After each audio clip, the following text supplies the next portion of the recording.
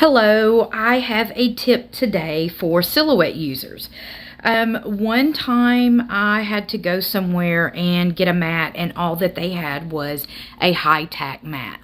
I knew with my Oracal 651, if I was to put it on there, it's going to rip the paper off.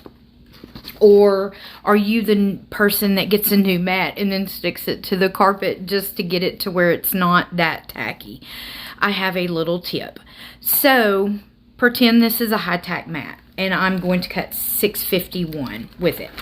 So I am going to take my CDS clear transfer tape. You can get a 30-foot roll of this and 12-inch for $20 or a 6-inch roll for $10. So I'm going to take the first little ends, flatten it out.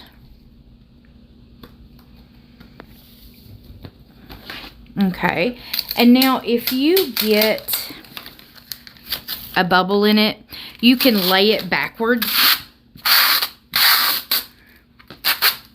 or face down and flatten it out. In just a minute, I'll show you.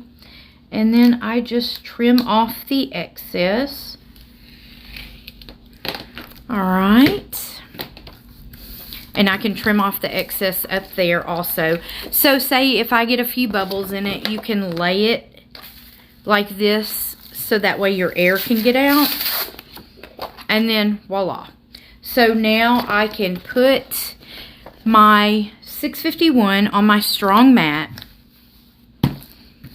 cut, and then turn around, and I will be able to pull it off. So there is a good silhouette tip. If you have any questions about this, you can comment below and I will answer them for you. You can find our CDS clear transfer tape on our website, creativedesignsupply.com. The link is in the bio. Thanks. Have a great day.